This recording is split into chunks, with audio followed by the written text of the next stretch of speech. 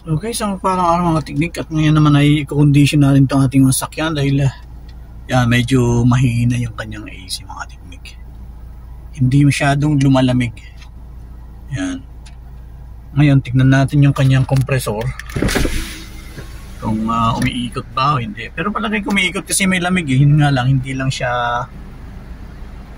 masyadong malamig.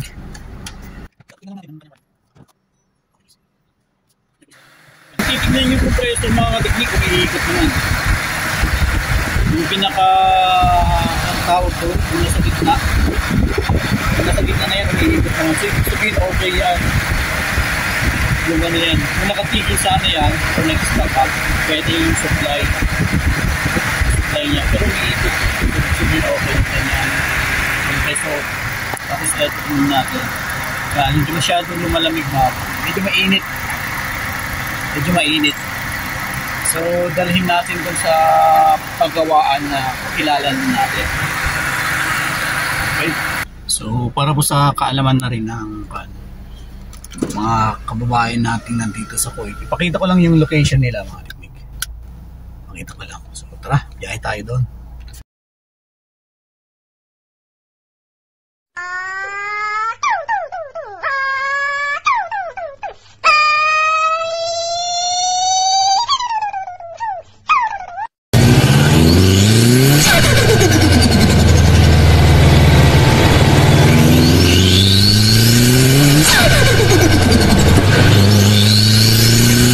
Ito yung kanilang mga teknik, marami silang mga pyesa, alternator.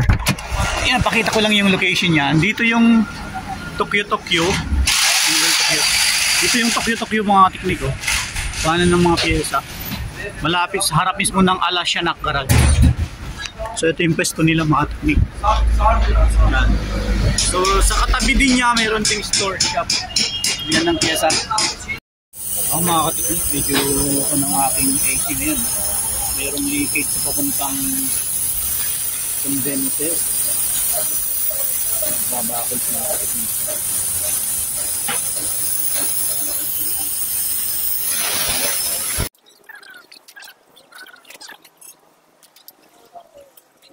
Mungkin oring bas, ha? Badal? Oring? No. Caps. When hada badal? This.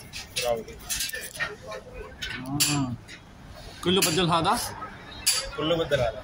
بص هنا ركب نوزل غير هوز بعد ركب نوزل بص هنا ركب لهيب ركب نوزل بعد ركب امريكان يو اس اف بيب بعد الكابس. Okay. Nandito tayo sa pwesto ni Osman. Ang maganda rito, marami silang pyesa para sa AC. Kasi pag may problema ng AC ko, dito na ako pumupunta. Kasi malapit lahat sa kanila eh. Kung halimbawa, mayroong problema yung katulad sa akin. Nagka-problema yung aking hose. Pati yung kanyang dugtungan. Meron silang fabrication dito mga kateknik. Yun ang bentahe. Tapos ang matindi pa. Dahil kararating ko lang galing bakasyon. Di syempre wala pang sahod. Ang presyo nila is nasa 20 yung pag-ayos ng gano'n.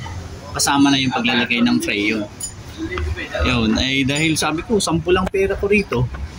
Kaya pumayag naman sila pag sahod na lang daw i-dalag. So ito yung gusto nila dito sa Swek ito mga teknik. So ang dami mga puro panto mga tawag nito. Puro mga gamit sa AC. Compressor at kung ano-ano pa mga teknik. At maganda sa area ito, meron silang fabrication. Papabricate sila. So, ayan magandang bagay na meron tayong mga ganitong kakilala rito. So, kung meron tayong problema pagdating sa AC, sila yung expert. Marami silang magagawang paraan. So, ito na siya mga teknik. So, ang ginawa, pinutol pala rito. Pinutol nila. Kasi nga, papalitan yung buong hose eh. Yan, pinalitan yung buong hose. Tapos yan, hininang siya. So, ayan, i-install na mga teknik. I-install na natin. Tapos lalagyan ng o-ring. Yan, remove. Okay.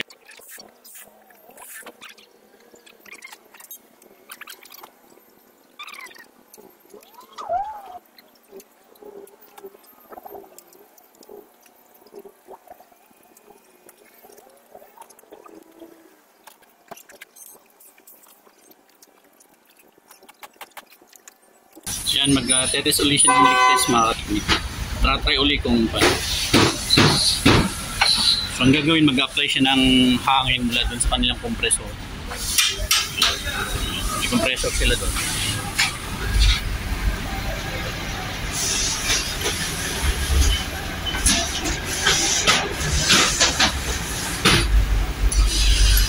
So, ganito rin yung ginawa niya nung una, nung leak test niya. Ngayon, ulitin niya yung proseso kung andun pa rin yung leak.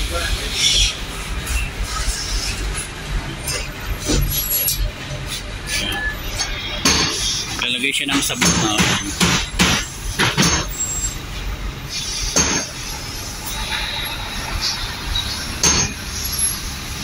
300 PSI mga katiknik. Nilagay niya. O mas mahigit pa. Nasinaw na dito sa side na to. Tingnan natin. Yan. Nilalagay ng sabon. Ito yung part kanina na bumubula-bula.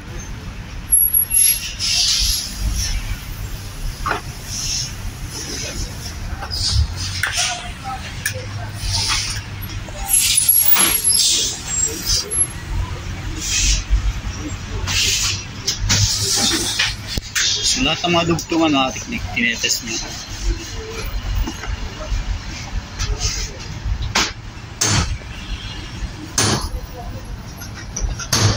Yung papasok ng evaporator. Yan.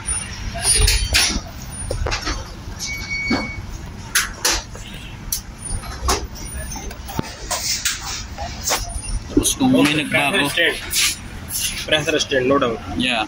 Okay? Okay. So nakita niyo mga teknik ko lang.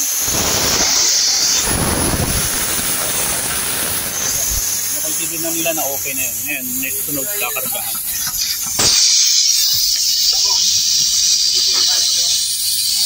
Yun, next na gagawin mga teknik, iba-vacuum niya. Is it green? Eh. Yeah, itala kulluhaw. So, tinatanggal niya yung mga hangin mga teknik. Yan. Dapat 0 yan eh. Pero dahil binabacuum niya, yan, pumunta ng 30. Okay. So, yun yung reference sa 0. Yan. Para makitang hinihigop niya yung mga hangin or ano man. Kapit sa oil dahil yan yung kanyang pan. 134A. 134A ah? 134A. So ang pan natin dito mga teknik, dito kasi yung ating pan. Yung 134A na yan, yan yung pan. Gagamitin nating refrigerant or freon. Kakargahan yan. So pagkatapos niyang i-vacuum, kakargahan na natin. Ayun. Tignan natin kung anong tinawag pa para natin kung ilang standard na pressure ang muna pinasingaw niyo. Yan, pinasingaw. Tapos yan, karga. Start car ha. And start na natin yung sakyan.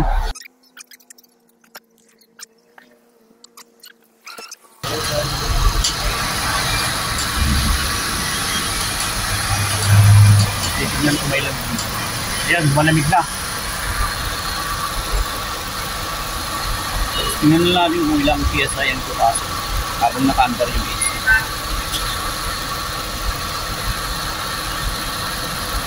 Ada sakter ha?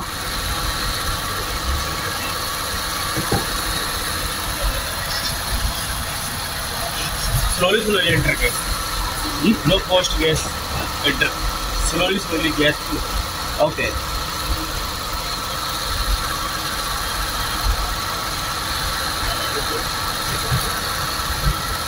Okay, largahan ulit. So, ganoon pala pagkarga nila. Yeah, malamig na rito sa ating low pressure. Tapos, tignan din natin dito. Ayan. Yeah, malamig na rin. So, nagkarga ulit. Largahan niya ulit.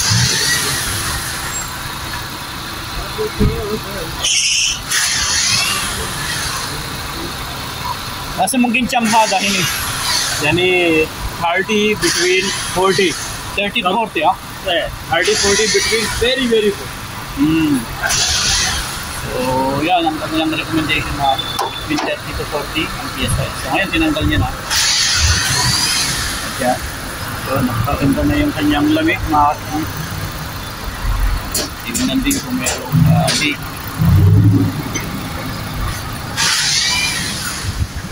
Yan, mga teknik, okay na. Ganda na ng condition. So, thanks God, ayos na yung ating AC. At, so, ayan mga teknik. At, yan, sibat na tayo. Titignan natin yung kanyang ng AC yan. O, lagyan lang natin sa sentro. Yun, sarap ng hangin niya na mga teknik. Di katulad kanina na medyo sablay-sablay. So, yun pala si Mr. Osman mga teknik. So, ayan, ang sarap na ng hangin niya. Maginhawa na naman mga teknik. Thanks God. Yan. At yan, hanggang dito na lang tayo. More power sa inyong lahat. So, gusto ko lang sanang share din na pag talagang mayroon tayong pag ganitong mayroon kang sasakyan, importante rin na marami ka ring tropa pagdating sa mga ganito kasi sila ang malalapitan.